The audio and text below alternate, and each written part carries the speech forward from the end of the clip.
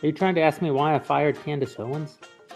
No, I'm asking you if you would hire someone with a beautiful, spotless track record of 20 years of amazing conservative values, and this is the next Jordan Peterson, gonna sell millions of books, gonna make you guys millions of dollars, getting millions of views on every video they post, but they've made the same criticisms Candace has made in the last 6 months. Does that person have a job? If your question is, would I hire, would I hire Bill Whittle if Bill Whittle suddenly said that there's a genocide going on in Gaza? No, I don't think that that's a person that I would hire at the Daily Wire. Well. What a mess in the conservative sphere. Although it may be a tempest in a teapot, it may be a lot of jockeying for position. I suspect most of this stuff, some people will leave, some people will stay, but ultimately, I think it's overall a good thing that people's true feelings are out there. And whether or not you feel like the Daily Wire is the place for you, whether or not you feel like Candace Owens or Steven Crowder are the place for you, I understand why a lot of the narrative this past week has been rough.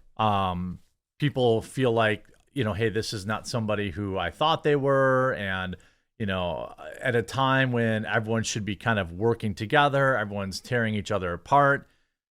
It's my job just to report on it. I've been very critical of the Daily Wire as a company, but there are people at the Daily Wire that I like. Hey, look at what you can say. Brett Cooper's not involved in any of this. There are people at the Daily Wire that are not involved in any of this. But with everyone leaving Planet Fitness, perhaps, or Daily Wire membership, perhaps, or maybe a mug club, perhaps, you might have a few, you might be looking for a new home for that. Well, I'd be a complete fool if I didn't grift on that. By the way, I just want to remind everybody, there's only a few days left to sign up for our massive 50% off sale on the best coffee club on the internet, Roaster's Choice. We've completely revamped the program. We have even more exotic locations. It's a new brew every single month delivered to your door from an exotic location, ultra small batch every single month. It's a mix of dark and light roast. You can get whole bean or you can get ground, and it is absolutely beloved. 4.9 stars out of 5 with 240 reviews. Hardly anyone leaves the program. And for the rest of this month, 50% off your first month, plus a signed thank you letter from me, plus a sweet challenge coin. I'll leave a link in the description down below. Definitely want to sign up for that. If you love coffee, I don't think there's a better coffee club on the internet. Now, everything started with a tweet from Jeremy Boring, essentially on Sunday, where he talks about how people are using the terminology "Christ is King" is somehow anti-Semitic, or they're using it in an anti-Semitic way. This was a lot of word salad, in my opinion. I think I understand what he was trying to say. What he was trying to say is that people saying heinous stuff to Ben Shapiro and then following it up with Christ is King doesn't make sense. I think he probably could have just said that instead of trying to be like a pseudo-intellectual and say, well, there's all these examples of how it can actually be anti-Semitic. And again, it is a battle that I would not have picked the week of Easter. I mean, they're already picked a fight with gamers. Gamers are mad at him last week. Now Christians are going to be mad at them. But in Jeremy Boring's defense, he did hop on a Twitter Spaces last night to discuss things. It is a 4-hour mess, essentially. But some of the interesting takeaways were that Jeremy Boring did seem to reveal the truth about Candace Owens' exit from the Daily Wire. They had long basically presented it as, hey, both people wanted out, except not once but twice did Jeremy Boring say that he indeed, in fact, did fire Candace Owens. Listen to this. This is from last night. Hey, Jeremy, I have a Can I question. jump in? Can I just ask this real quick, Nick? I'm sorry. I want to issue you a hypothetical, and I just want to get your response to it. Say you've got a really amazing opportunity to hire a conservative commentator, 20 years of experience, never set a foot out of line, just really strong conservative economic values, strong social conservative values. By the way, the woman asking this question is a nut job in my experience. But anyway, Fits in right with what the audience of the Daily Wire is looking for. But that person starts making criticisms that are similar to what Candace Owens has been making in the past 3 months or so. And everything else about their record is just perfect. essentially saying, oh, if you're the perfect employee, but they criticize Israel, what would you do? She's trying to be slick, but that's what she's asking. Would you consider hiring that person? Like, would that person have a slot at the Daily Wire or no? Are you trying to ask me why I fired Candace Owens? No, I'm asking you if you would hire someone with a beautiful, spotless track record of 20 years of amazing conservative values. By the way, he said, and this is important because Jeremy Boring has previously said he did not, in fact, have the power to fire Candace Owens. But they made the same criticisms that Candace Owens has made in the past couple of months. Would that person have a job at the Daily Was Wire? Candace Owens a conservative for 20 years? I'm not saying that. I'm giving a No, hypothetical Candace person. was not conservative for 20 years. So no, this is not a Candace Owens. By the way, Candace Owens wasn't even always conservative. This is a recent development. Now, I'm not saying you can't be conservative, but I will tell you that this is somebody who I think this is on the Joe Rogan show. Had this to say. Lust, like the things that human beings fall for, right? So I had this idea. When I don't know if this is Joe Rogan. It looks kind of old. We're talking because Charlie is an evangelical Christian. I'm not, right? I believe. Right there. Okay, so whenever this was, okay, now I'm just saying she wasn't always a Christian. It's cool if she is now. Even I just bought a Bible. Hey, leave a like on the video for that. This super smart guy is an evangelical Christian. Yes, so does he believe like Jesus came back to life? Yes. Really? Yes, he's an evangelical Christian. So he believes that someone died, and then 3 days later, they came back to life, and that they walked on water and you have to. Even Joe Rogan is kind of making a little bit of a journey towards that.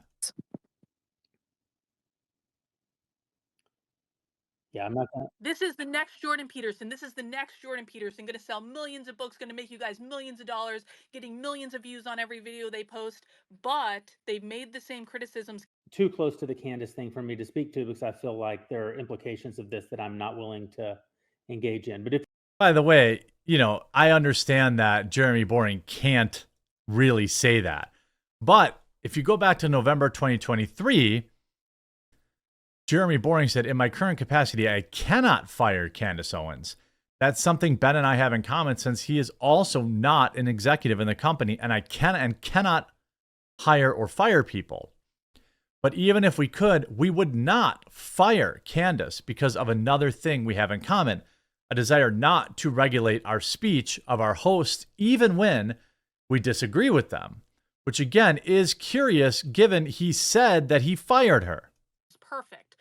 Would you fired Candace Owens? No. Are you trying to ask me why I fired Candace Owens? And so he does, of course, admit that he did fire her. And there's also, an interesting thing.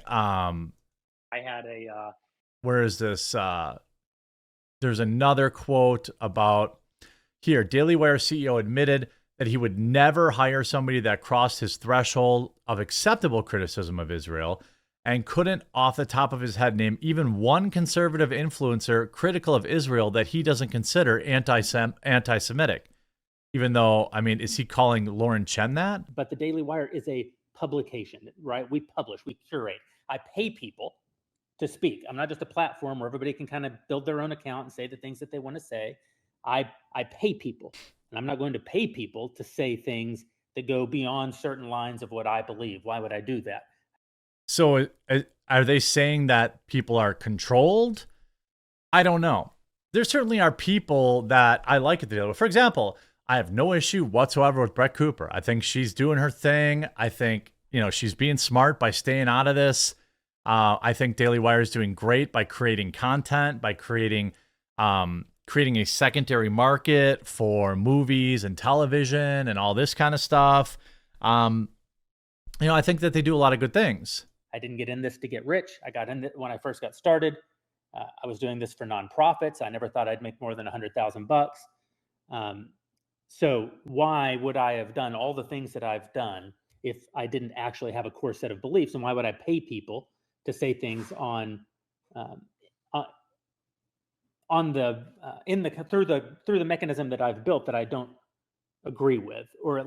Okay, so that's pretty telling, right? Jeremy Boring is saying, why would I have anybody on staff that says something I disagree with? So let's just throw away the notion that the Daily Wire is a free speech network. They aren't.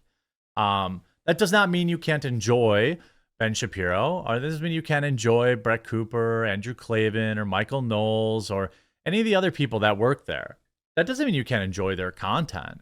But I would say that this Twitter Spaces is pretty disastrous.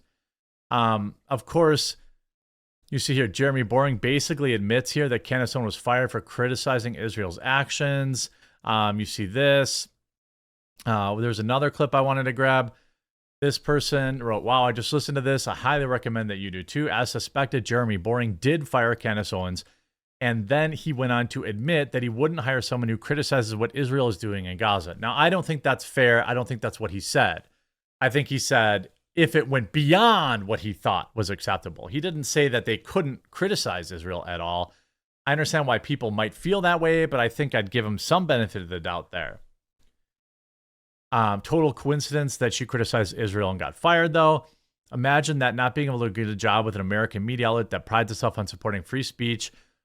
Because when you dared to criticize a country we don't even live in, we fund their wars, but we can't have opinions on them. Yeah, I'd say that there's some interesting, bizarre things. A lot of old Ben Shapiro tweets coming up where he has a problem with Ron Paul and all this kind of stuff.